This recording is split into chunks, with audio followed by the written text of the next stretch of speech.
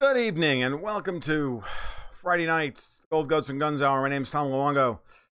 Friday, July 27th. Hope everybody's doing well. No, I am. So tonight, Buckman! So tonight, on our car show this evening, tonight, we will discuss Putin's invitation to Trump to come to Moscow.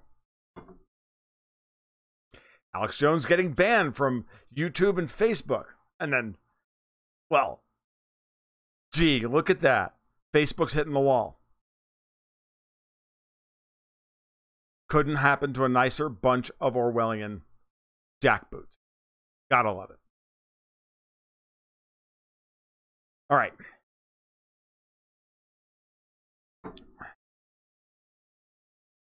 Vodka and cheese summit. Vodka and Diet Coke. No, with those two, it's like a Diet Coke summit. Neither Putin nor Trump drink. So they got to get Juncker in to, like, you know, balance the scales. So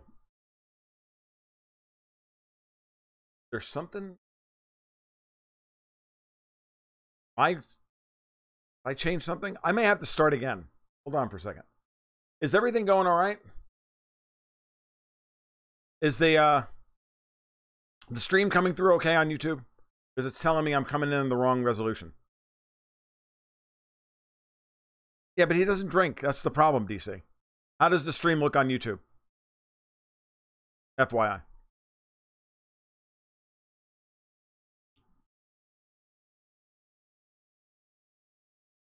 I might have changed the setting. I just want to make sure it's looking okay. So, okay, so let's get started. Enough of that. A Russian who doesn't drink vodka just seems wrong on a cosmic level. I have to agree. Okay, great. I just want to make sure, because I'm looking at YouTube and it was screaming at me about the resolution. All right, because I don't think I can stream in 720p and actually have it work. Yeah, that's probably what it is. All right. I'm not going to stop and get started. We'll just have to live with it. Let's talk about Putin.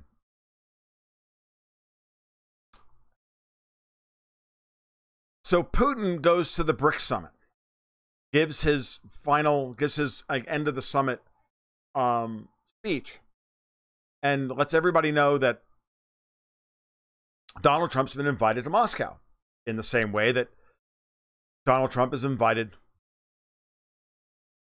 Vladimir Putin to come to Washington. This is something obviously they discussed in Helsinki, and all Putin did today was make that known to the world. And I don't know if you guys were watching Twitter when it came down the pike, but it was like, Putin's calling his bitch home to Moscow to report in and come in from the cold, and his spy, and he's like, really? Are you guys that sad?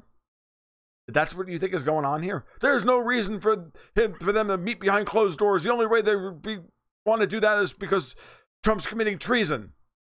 No, it's because they don't want the spies to know what's going on, because Trump is embroiled in an actual, honest-to-God civil war between the civilian government and the intelligence agencies. But you can't get that through to these people. They are so deep up their own asses in Trump derangement syndrome that they cannot at all understand that there's a far bigger game being played than what they think. They're so driven to get back control of the power that they don't see anything else. And it's really quite sad. They're not seeing that Trump and Putin control 90% of the world's nuclear weapons. 90% of the world's nuclear weapons. And these two governments don't currently talk. And everybody below Trump in the government hierarchy, in the State Department, the FBI, the CIA, the intelligence agencies, all of them, all want him, Congress, all want him, this to not continue, for them to not speak to each other. And that's, I have to like put on my Tucker Carlson face.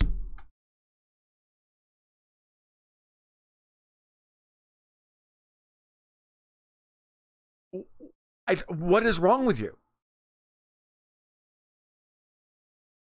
So it's insane at a functional level that these two men can't talk to each other. Well, they should talk in public so that we can all see what they're saying. And no, they don't ever talk in public. Summits happen behind closed doors. And if Trump doesn't trust his own advisors, then they stay out of the meeting too. The fact that Trump wants to have a closed door meeting with Putin where it's just the two of them one-on-one tells you everything you need to know about the number of fucking traitors in both the White House and the Kremlin.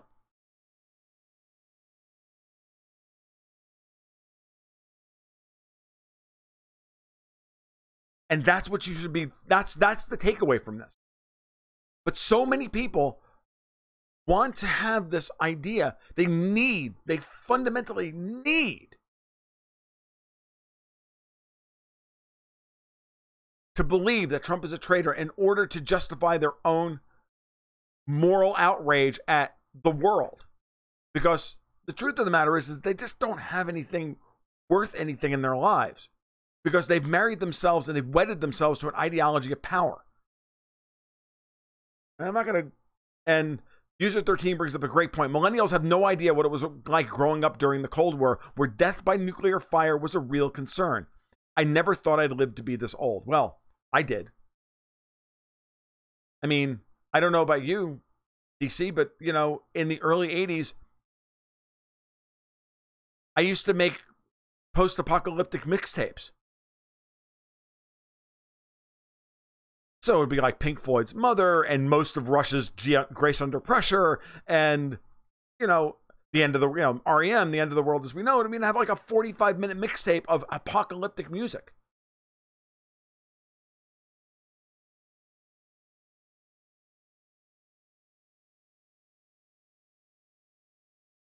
What's their rallying cry?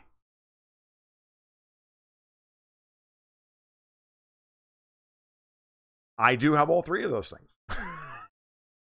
Tom is good. He has his gold goats and guns. Exactly. So, but it's a really good point that they don't understand what it actually means to be under the threat of nuclear war. They have no clue. Because, well, you know, cooler heads always prevail. I mean, I talked to enough Gen X guys about this in my own generation. They don't believe it either.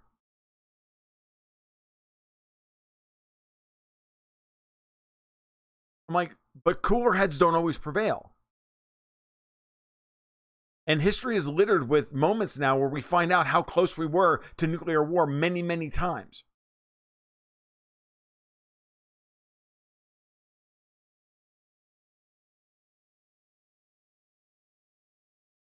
RB Tools on asks, hey Tom, do you think the Democrats and their rhino mates actually believe this Russian nonsense, or are they using it as a tool to destabilize Trump's presidency? They don't believe it. It's all a tool to try it's all of that and to protect themselves, because when you really put everything together, it all runs through Bill Browder. The more I like look into this stuff, the more you connect the dots and you listen to people like Lucy Commissar and Lee Stranahan and others, and you watch some of the documentaries, and Martin Armstrong is finally coming out about how he was invited to invest in Browder's Hermitage Capital in Russia, and how he didn't, and then he was persecuted. Part of why he was persecuted was because he was obliquely attached to that whole thing, because he wouldn't play ball.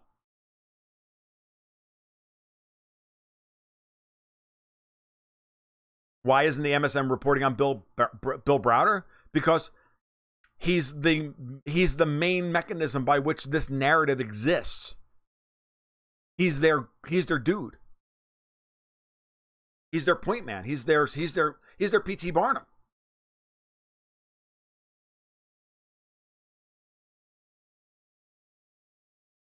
And so you know, at this point, we're really kind of like just playing this through because they're still trying to protect freaking Browder. Because they know that if Browder goes down, the whole thing falls apart. So that's why Putin mentioned Browder at the press conference. And it was either Dmitry Orlov or John Helmer. I think it was John Helmer over at Dances with Bears. Mentioned that at the summit, not the first stage of the summit where Putin and Trump spoke privately, but the next stage of the summit where then they brought the aides in. He noted that there were 6 people on Trump's side and there were 7 on Putin's side. And the 7th one was Putin's press secretary, Dmitry Peskov, who was furiously scribbling notes the entire time. And Helmer put 1, 2, and 2 together and said, understood that Peskov was putting together Putin's statement and giving him the crib notes to handle the Q&A. And that's where Bill Browder came from.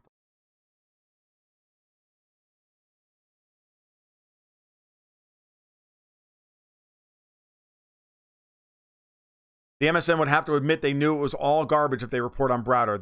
They are not that stupid. You go to Reddit and feel your soul sink as the masses parrot the official line. Reddit is a barometer of public sentiment. We're all doomed. It's not. Reddit is like everything else, Reddit is a very small subset of the world. It's like trying to figure out what the hell's going on in the world by watching Twitter. It's not. Very self-selected. It's a very concentrated form of communication and a very concentrated self-selected audience. Don't believe it for a second. I got a call from Donald Trump this morning saying there's going to be a rally in Tampa. One of the automated messages his people always put out to let everybody in Florida know that there's going to be a rally in Tampa on Tuesday. Got news for you. There'll be 20,000 people there. They'll donate millions. The Democrats are screwed. Yeah, all of 4chan, Reddit, Twitter, all of it. It's all paid trolls. Don't think for a second it isn't.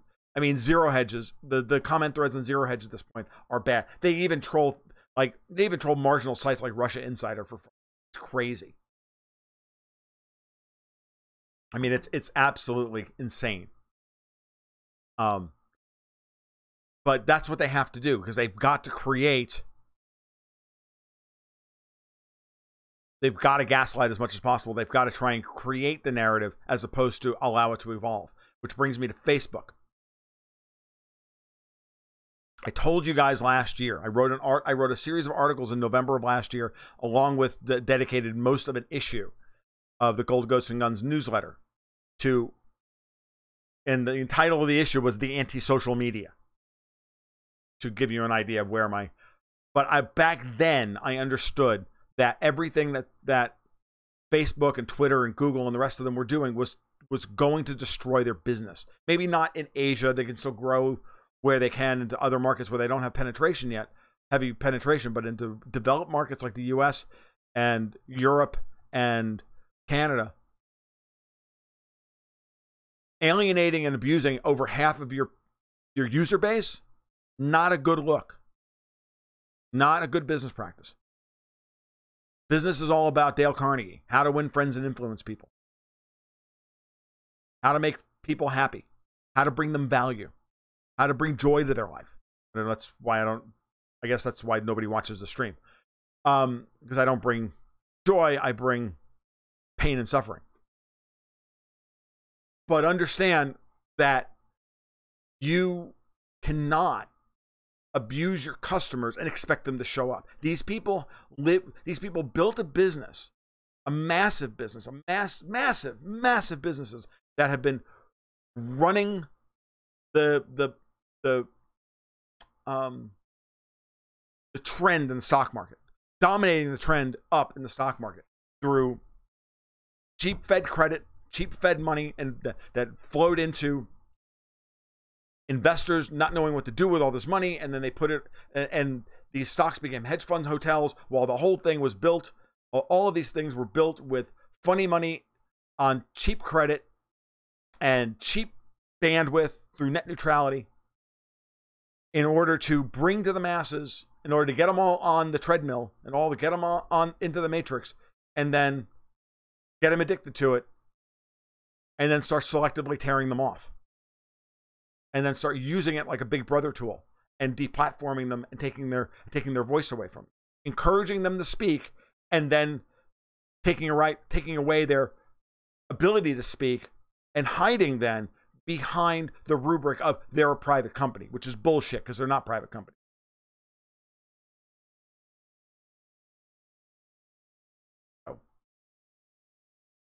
Oh, I know that Facebook and Twitter don't really exist in the Asian markets. I get that. User 13, I understand that. You know, WeChat and Sina Weibo, and I looked at that stuff years ago, and there's a reason why the Chinese government won't let Facebook in, and they lost another bid to get a backdoor into Facebook.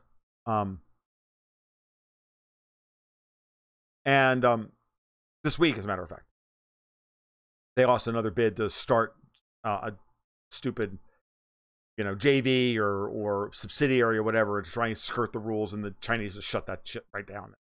And it happened the same day, and it happened the same day that the earnings report. So the Chinese timed that perfectly for maximal effect. So, but I told you months ago that Facebook and Google and the rest of them were in trouble. And it would take a few months for it to start showing up in their balance sheets. It would start taking a few months for people to truly start jacking out of the system and just stop using it. Because look, the truth of the matter is that once you start the process of deplatforming guys like Gateway Pundit, or not even Alex Jones, for Christ's sake, there's another thing we're going to talk about tonight, but even just marginal guys like Gateway Pundit and Jim Hoft and those guys, and dropping their traffic by 93 to 95%. Okay.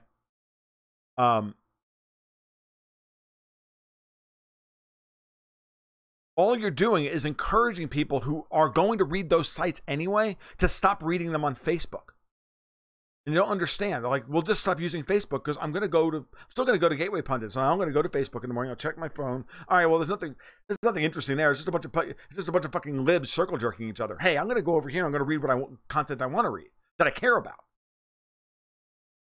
Oh, there it is. And it wasn't on Facebook, but it's over here. And the minute you do that, you break the habit. You break the connection. You break the dopamine reaction. You break all of that stuff. And now all of a sudden, those people are no longer part of that community anymore. And yet the traffic for these sites still rises. So then Google turns around and deplatforms them and decrements their influence in the search algorithms. Still, their traffic rises.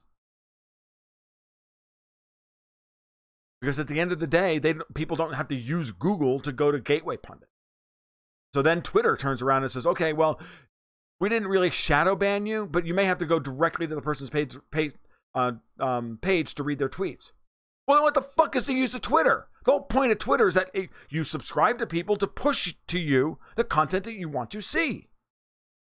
The whole purpose of these things is to push to you the content that you want to see, that you decided, that you self-selected and chose. It's their job to provide it for you. That's their business. It's a pretty simple business.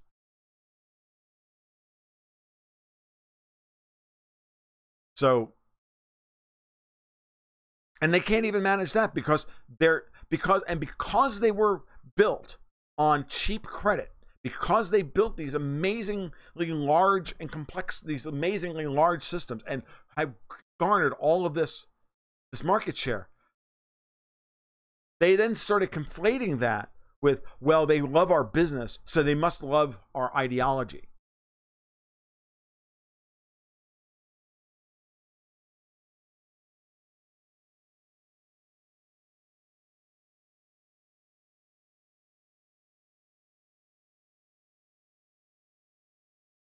So the situation with Facebook is going to become terminal at some point, in the same way that Elon Musk's problems with Tesla are going to become terminal. And I don't care. And Tesla fans in the audience, get over yourselves. They're hitting a funding wall. They're hitting the they're hitting the cash call wall. They need cash in order to continue to get to, even if they do solve all their production problems, they're still really cash flow negative. They have to go back to the market to do another equity raise, and they can't.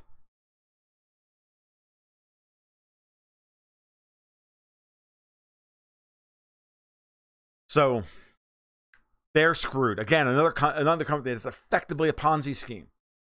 And so these guys like Jack Dorsey and Mark Zuckerberg and Sergey Brin and others think that they have real power because they control the platforms. They control the middleman. They control the pipe. You understand that they're just the wire. And they're the same assholes who used to control the wire back in the 70s and the 80s. It's the same mentality. We control the wire. We can control who you are and what you see. Doesn't work like that anymore. It'll all keep going around. It'll all leak around them. New systems will show up. People will get off those systems. They will build new communities. It'll be hard. It'll take time. You won't see it immediately, but 1 quarter of flat growth in the US and then 2 quarters of negative growth, and all of a sudden everybody's jumping out of office buildings. Why Cambridge Analytica was so important to Facebook. Okay? Cambridge Analytica scandal was incredibly important to Facebook. Why? Because it exposed a breach of public trust, that they weren't even good stewards of your data, because they were like freaking $5 whores with an arm out and a leg up looking for their next fix on who's going to buy your data next and use it for nefarious and ugly purposes. And that turned a lot of people off.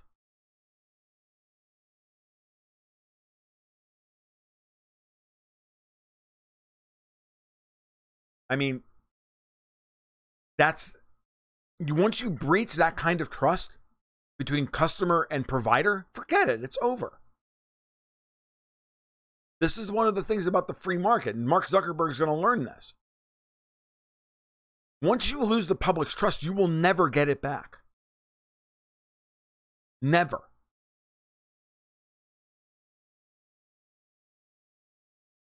Never. We'll never get it back. It doesn't take, it takes one failure, one major scandal, done. People will leave your platform in droves.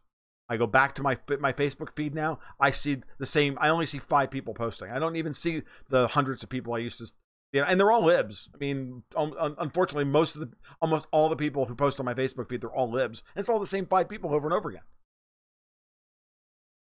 They screwed the pooch because they thought that they had real power. They forget that the human consumer is ultimately sovereign, can do with their time as they will, because they can always just click the little button and move on and go somewhere else. Close that window and open up another one, because it's just that simple. And it's a real, and as I've been saying, it's a real opportunity for alternative platforms, but the alternate platforms have to be built properly. They have to be ready to handle the influx of users and yada, yada, yada. And they're not there yet. You know, systems like Gab and Steam and others, they're not there. They're not mission critical like Facebook is, but that's okay. Maybe them growing a little slower, maybe not having this Orwellian panopticon, one site to rule them all, is a good thing. I don't even use it for that anymore, Beth. She says I only use Facebook to use the marketplace to sell things. I don't even use it for that. I posted up some cards the other day. I haven't gotten any response. Right, I posted up my Star Wars Destiny collection to try and get rid of it. Anybody want a Star Wars Destiny collection, by the way? Play the game. Great game. I just I don't have the time or the energy to play it. Collectible games like that, if I can't play them competitively at the highest level, I'm just not interested in playing them.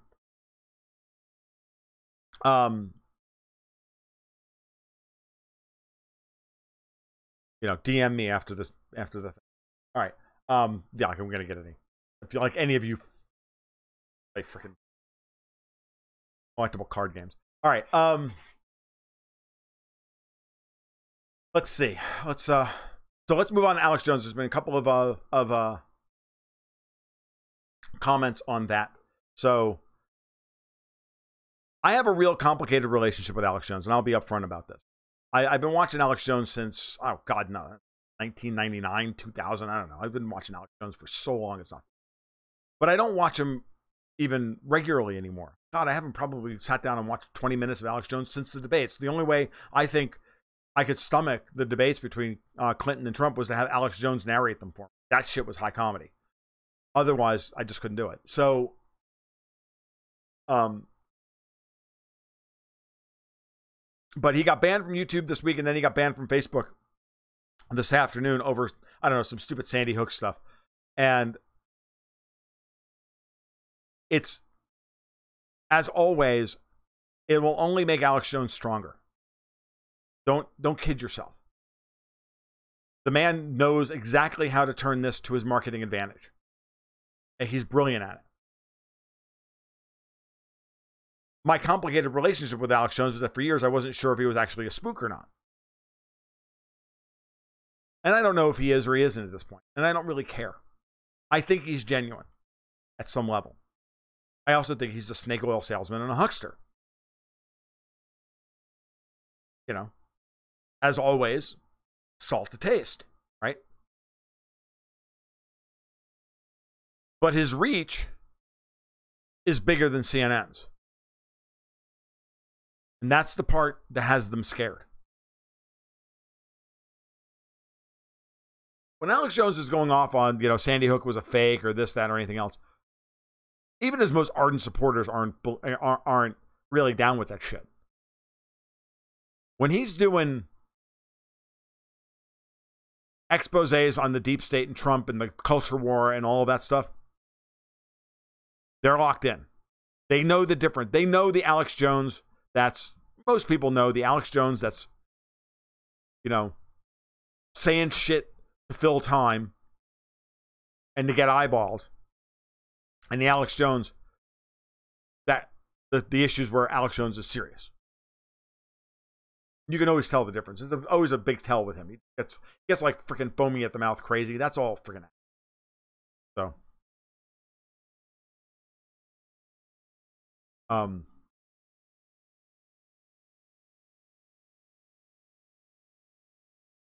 So don't weep for Alex Jones, because he'll use Facebook and YouTube being bannings as a badge of honor and a means by which to build his brand and do more.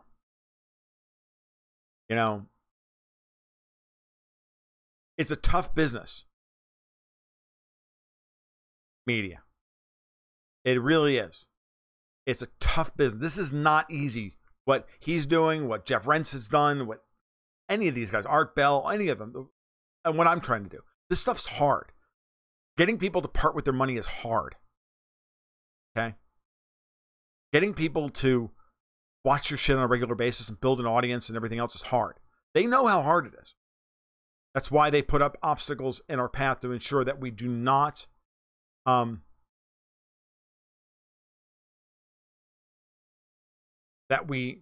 that our growth path is slowed down as much as possible. What the shadow bans are about. It's what all of this stuff is about. It's about making it difficult for people to actually find you and find your work.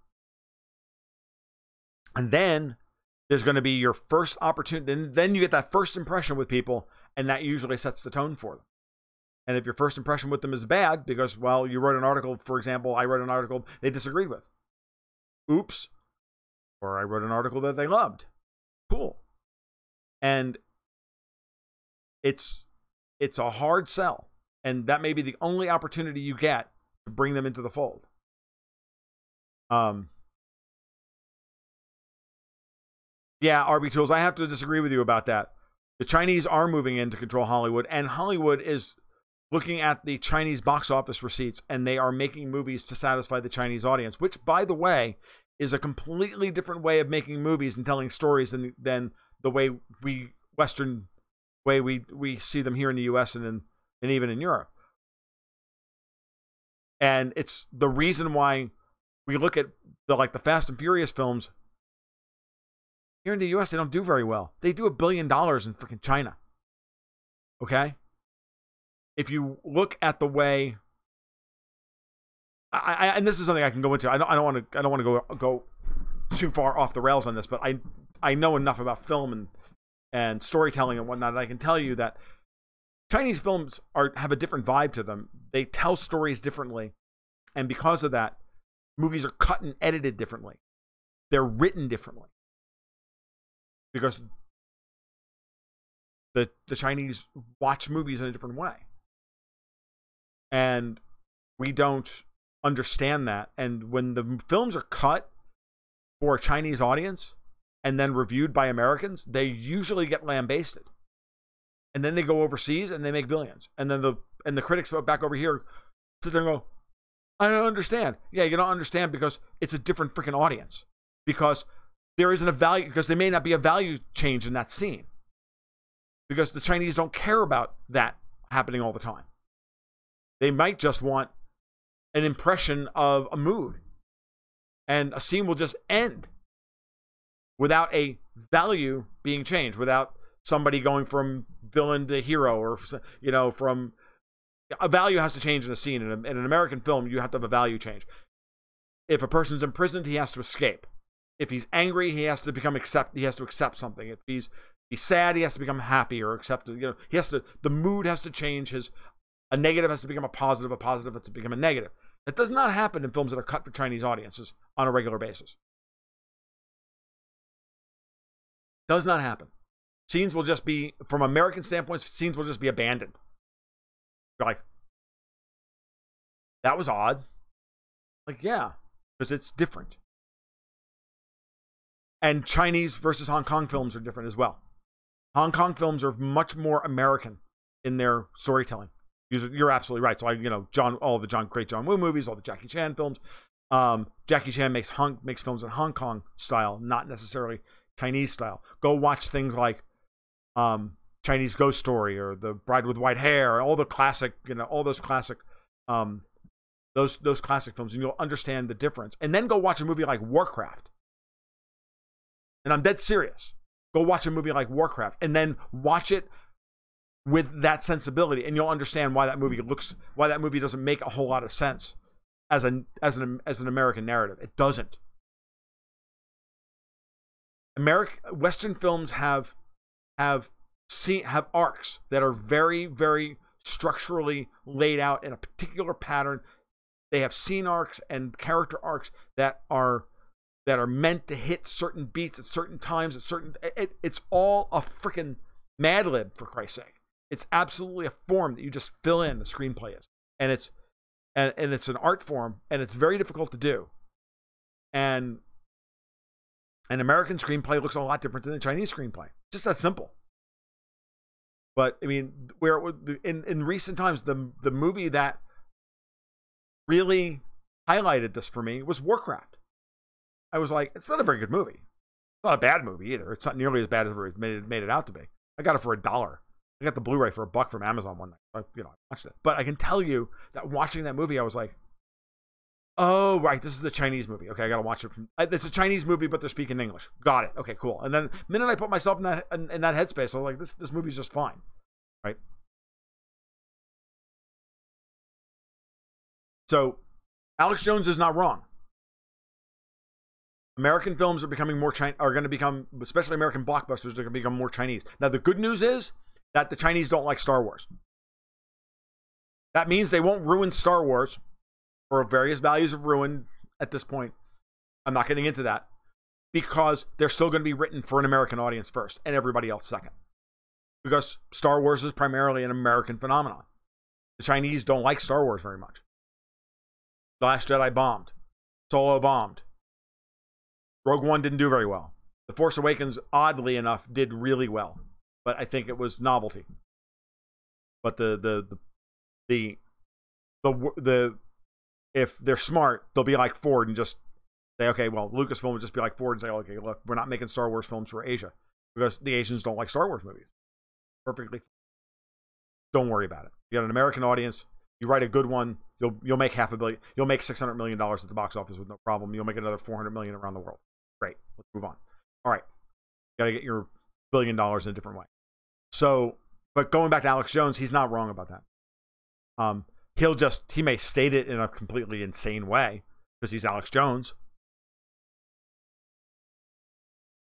That's fine. Nothing wrong with that. So,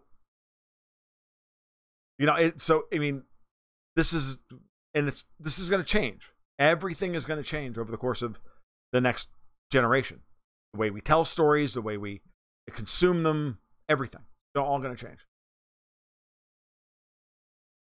RB Tools, for good or bad, does Hollywood promote feminism? Yes. Does Hollywood promote gay agenda? Yes. Does Hollywood promote miscegenation? Yes.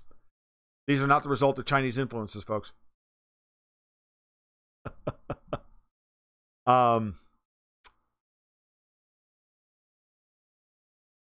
Yes, they do all those things because they're run by liberal artists. Studios are. Well, not the studios, but yeah, a lot of the artists are just that way. And then there's a subculture in Hollywood that is absolutely toxic and politically driven, and a lot of money gets poured into particular projects. Free Harvey Weinstein. RB Tools, you're Australian? Cool. Very cool. You guys got a lot of work to do. Your government's out of control.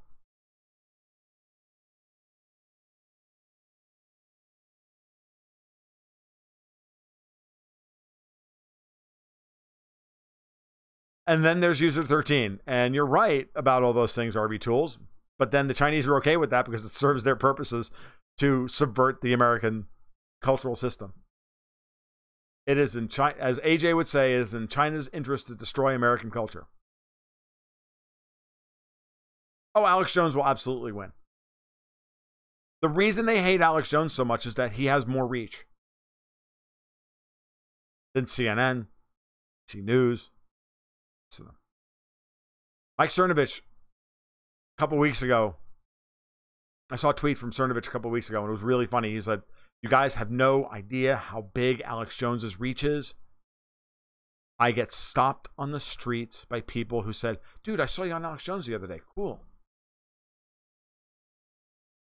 In California." Okay? Don't kid yourself. Alex Jones's worldwide audience is far bigger than CNN. And if you take Alex Jones off of Facebook, you're going to take a couple 100,000 people off of Facebook easy. Easy. Who cares that he sells supplements? It's a tough world. You got to sell business. You got to sell something. You got to make the business work, man. I sell a newsletter. What this is for? The whole purpose of this is to get you all to sign up for my newsletter.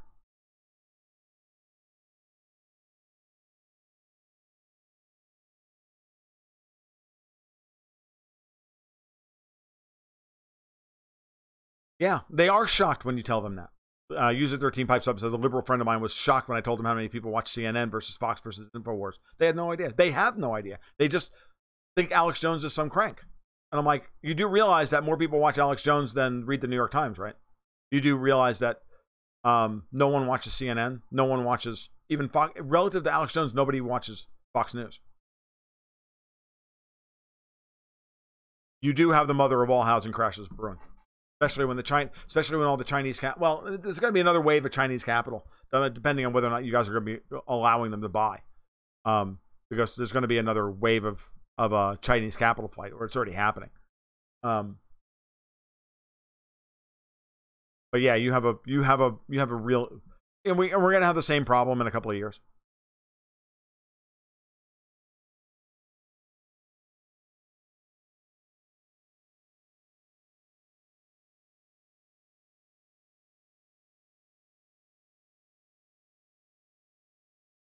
Now, what's happening now, User 13, is that we're already going to get more capital flight, and the Chinese are trying to stop that, but they're having to go through a strong devaluation. And good evening, Jen Johnson Diaz. Jen Johnson. That always looks like Diaz on the end, but I know it's not. It's Jen Johnson, DL, and AZ, isn't it? Good evening, Jen Johnson. How are you, love? That with the devaluation, there's going to be capital flight out of China, and that capital in the past has always moved. A lot of it's moved into the Australian housing market. A lot of the reason why was because newly emergent middle class Chinese wanted to send their kids to Australian schools because it was the closest that they could send them to get a Western education. That's part of the reason why that happened. And how many people watch Alex Jones? I think it's something he says something around 15 million in the US and then double that worldwide. I'm not sure I believe that number, but I'll certainly believe 10 million and 10 million. I'll certainly believe 20 million people. That's a hell of a lot more than I'm watching CNN. If it wasn't for airports, no one would be watching CNN. I mean, do you know of anybody who actually sits home at night and watches CNN?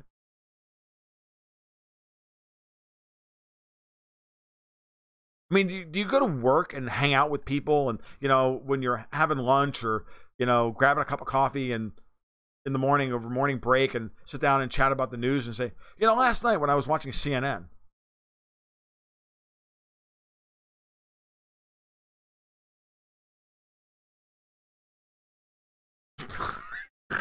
I'm like, I'm waiting to hear something like a monkey flew out of my ass. Because it's both those things are equally improbable.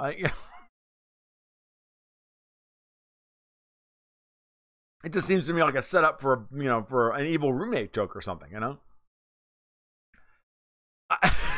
It's like, yeah. I mean, I don't have cable either. I haven't had cable or satellite for years.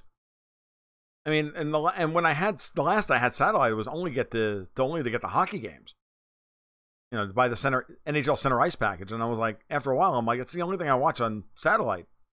I'm not paying $1,800 a year to watch hockey. If I want to pay $1,800 a year to watch hockey, I'll get season tickets to the Lightning, and I'll drive down there and go see them.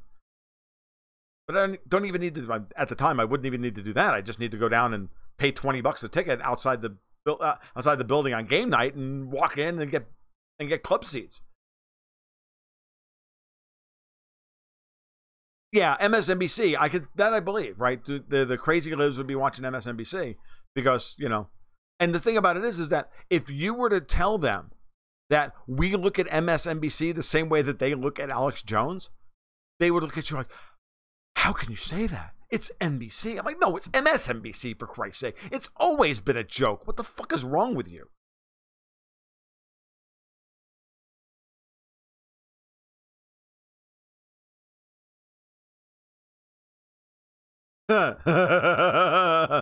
RB Tools.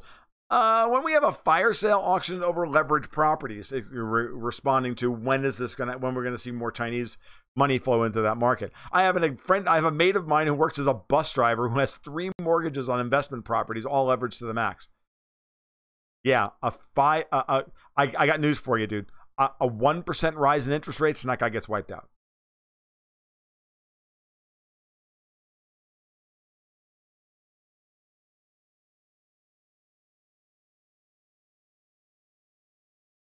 The leading indicator here is that high-end real estate in the United States is rolling over. That does not mean that real estate in the United States is rolling over. It means high-end real estate, which was a function of this weak dollar wave that we had and some capital flight from around the world. Thanks to low interest rates at the Fed. Since the Fed has been started to raise interest rates and mortgage rates are rising, no one's really willing to pay $25 million for a condo in Manhattan anymore, or rent a cardboard box in San Francisco with no shit out front. Because, we're getting to the point where, we can start making jokes about San Francisco real estate that rivals the 4 Yorkshiremen skit from Monty Python. You know those guys. Oh, we had it tough. We used to live in a lake. Oh, no, we had to get up at 2 o'clock every morning, 2 hours before we went to bed, clean the lake, And then our dad would slash us into with a meat cleaver and stomp on our graves. Luxury. We're going to say that about San Francisco rental property. Well, I got a luxury. I live in a cardboard box. Yeah, but is there no shit in front of it? No, luxury. Yeah, that's what we're telling. That's what it's come down to. That's how expensive it is to live in San Francisco. I don't do a good Yorkshireman accent. Yeah, they can't give away expensive Miami, same way. If you drive through Miami, go drive down US 1 through Miami. I went down, the last time I went down there was for a conference for Newsmax in December 2015. And there were still the same, and that conference was right down the road. It was at a very nice hotel in the same neighborhood that a friend of mine and his wife, or ex-wife, lived. They lived in Coral Gables. And you drive down US 1 and then get off. You drive down 95, then you get off and get onto US 1 at some point, and where 95 ends, and you get on the US 1 and you take that into Coral Gables, and the same unfinished high rises with the ladders still inside the buildings. Like they just stopped working one day, and you can look in and see ladders and stuff inside the buildings still unfinished from 2008. I got news for you guys. Those are all going to be grow houses once marijuana is legalized here in Florida. Someone's going to buy them and turn them into grow houses. It'd be great.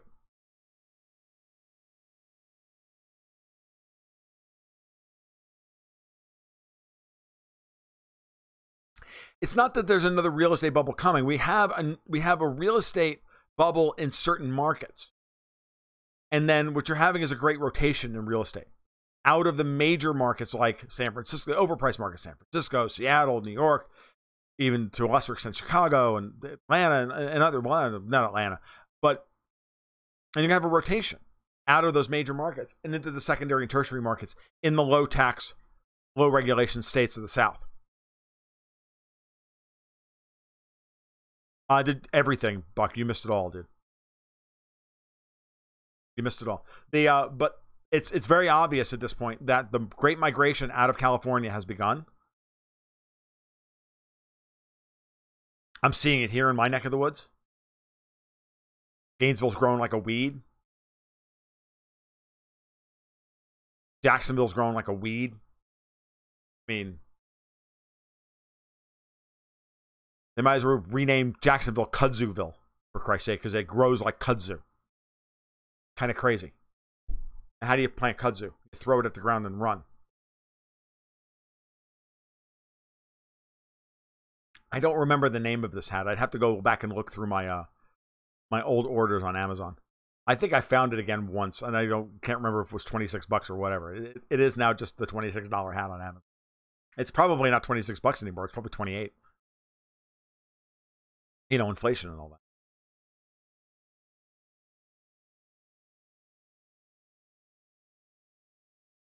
So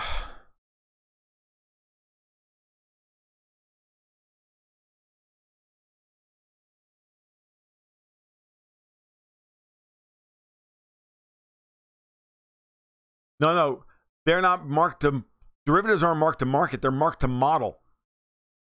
WDM. They're not marked to market. They're marked to model. They're still held on everybody's bench sheet based on whatever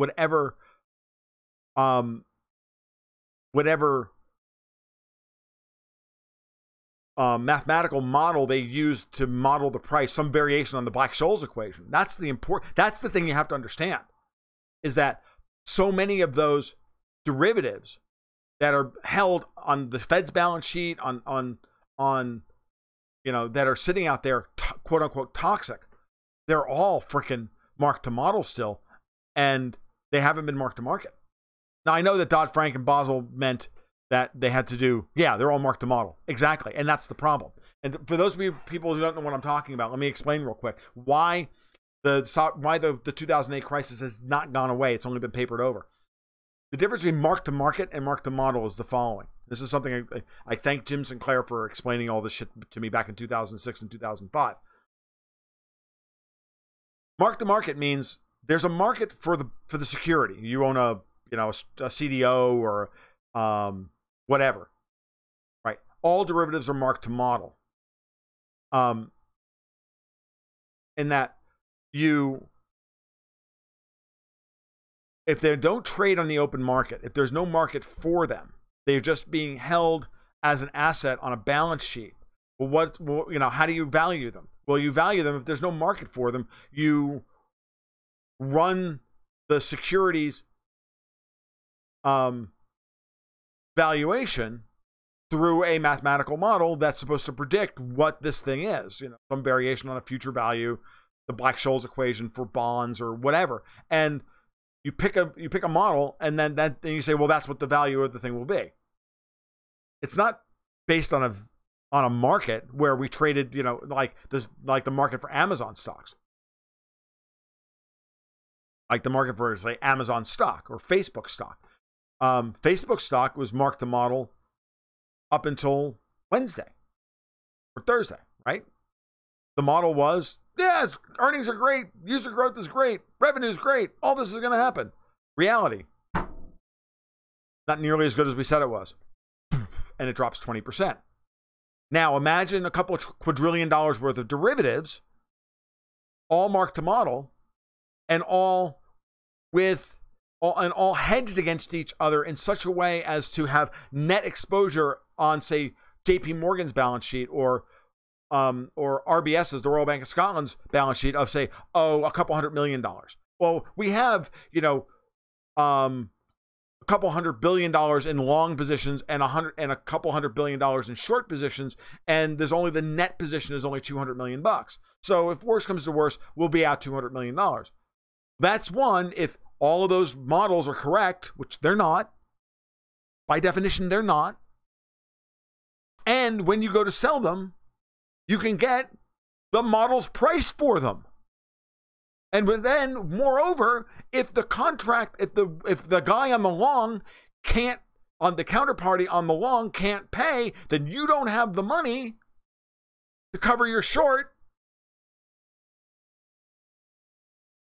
which you owe.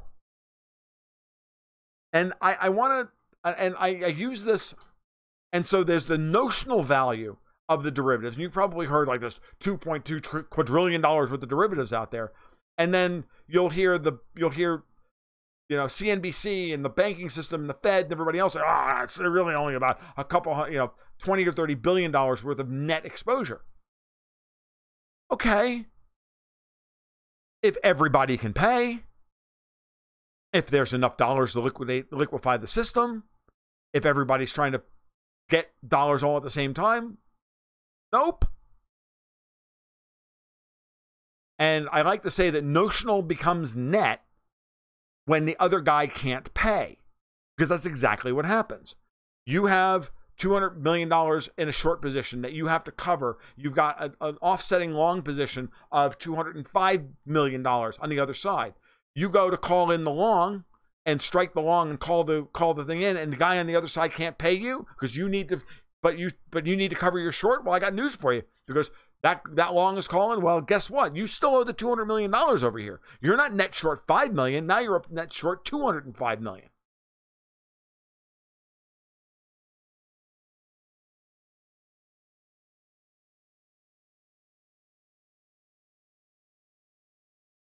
Dodd-Frank requires that they be hedged, that the hedges are derivatives, which is another way of saying it's a Ponzi scheme, right? Which is another way of saying I'll hedge off of you and you'll hedge off of me, and the whole thing just keeps leveraging up. It's almost the same as Madoff, except there's some paper, but there's a paper trail, right? And they can just what they're going to wind up doing is just invalidating all the contracts. There was $160 billion missing from Lehman. Yeah, who made off with that money?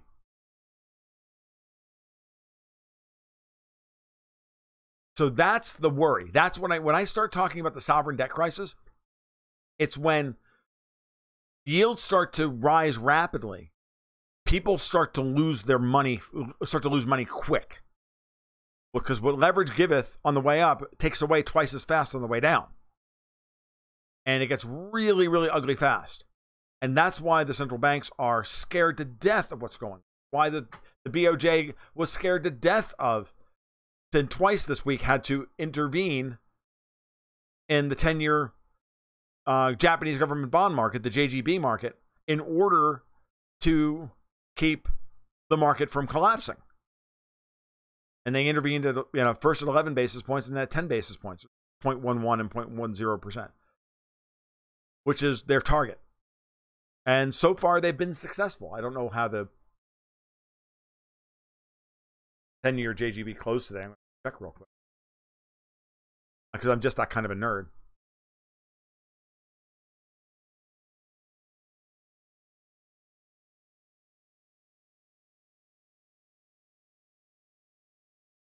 Barney Frank never had a good idea in his entire life.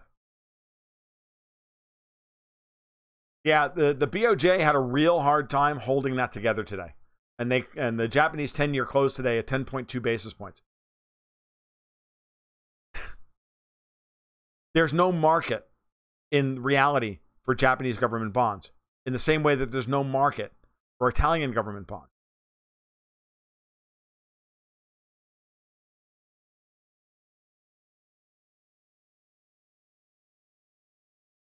Yeah. WDM, you're killing it tonight. So I'm just going to read this. This is brilliant, because there's a lot of wisdom in this. So assume you're a bank. You buy a Nigerian tiara bond. You then hedge the currency exposure by buying, you buy a Nigerian tiara bond. So then you hedge the currency by going short. You're now short the currency, so the bond, the current currency, so you can buy some a hedge against the currency by buying a long position in the forex markets. Then you hedge the interest rate exposure in case the thing goes crazy. So you buy an interest rate derivative that says, pay me if the interest rate goes up by a certain amount over what I paid for today. And then you're so smart, you book a profit and pay bonuses.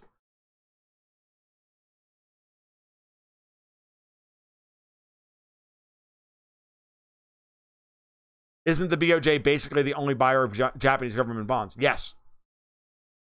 They are. In the same way that the European Central Bank is the only buyer of Italian government bonds. By the way, I got a takedown order from Citibank on Gold, Goats, and Guns the other day, because I copied a chart, a picture from an article on Zero Hedge, which is still up, by the way, on the Zero Hedge article, because it came from a paid subscription service report of theirs, and they think I stole it. I'm like, but I linked it from Zero Hedge, and Zero Hedge has got it. It's in the public domain. I also didn't pawn it off as my own. It's fair use, dude. Fuck you. And I sent it back to WordPress and said, this is fair use. Please put this back up. I don't know if it'll happen or not, but it's interesting that they went after me about it. We really shook the pillars of heaven, didn't we, Wang? There you go. That's a line that we need to quote more in this show. We just need less Big Lebowski, more Big Trouble in Little China. Just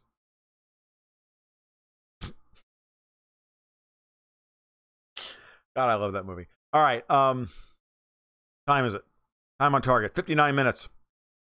This is looking like a show. Anybody got any other questions before I go?